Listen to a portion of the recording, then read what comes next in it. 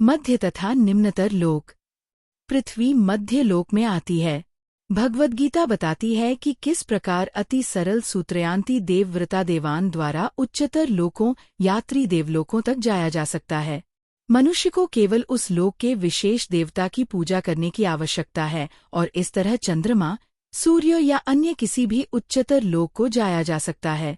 फिर भी भगवद्गीता हमें इस भौतिक ब्रह्मांड के किसी लोक में जाने की सलाह नहीं देती, क्योंकि चाहे हम किसी यांत्रिक युक्ति से 40,000 वर्षों और कौन इतने समय तक जीवित रहेगा तक यात्रा करके सर्वोच्च लोक ब्रह्मलोक क्यों न चले जाए, किंतु फिर भी वहां हमें जन्म, मृत्यु, जरा तथा व्याधि जैसी भौतिक असुविधाओं से मुक्ति नहीं मिल सकेगी।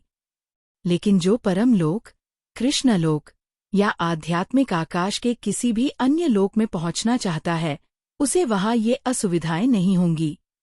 आध्यात्मिक आकाश में जितने भी लोक हैं, उनमें गोलोक वृंदावन नामक लोक सर्वश्रेष्ठ है, जो भगवान श्री कृष्ण का आदि धाम है। यह सारी जानकारी भगवद्गीता में दी हुई है और इसमें उपदेश दिया गया है कि किस प्रकार हम इस भौतिक जगत को छोड़े और आध्यात्मिक आकाश में वास्तविक आनंदमय जीवन की शुरुआत कर सकते हैं। भगवद्गीता के 15वें अध्याय में भौतिक जगत का वास्तविक चित्रण हुआ है।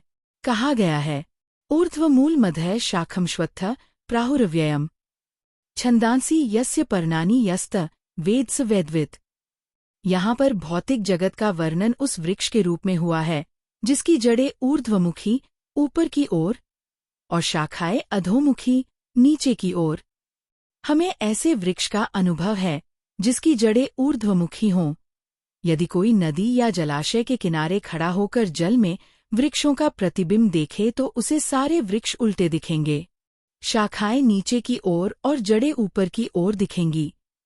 इसी प्रकार यह भौतिक जगत भी आध्यात्मिक जगत का प्रतिबिंब है। यह भौतिक जगत वास्तविकता का प्रतिबिंब, छाया मात्र है। प्रतिबिंब में कोई वास्तविकता या सार नहीं होता, लेकिन प्रतिबिंब से हम यह समझ लेते हैं कि वस्तु तथा वास्तविकता है। यद्यपि मरुस्थल में जल नहीं होता, लेकिन मृगमरीचिका बताती है कि जल जैसी वस्तु होती है। भौतिक जगत में न तो जल है न तो सुख है, लेकिन आध्यात्मिक जगत में वास्तविक सुखरूपी असली जल है। भगवद्गीता में 15.5 भगवान ने सुझाव दिया है कि हम निम्नलिखित प्रकार से आध्यात्मिक जगत की प्राप्ति कर सकते हैं।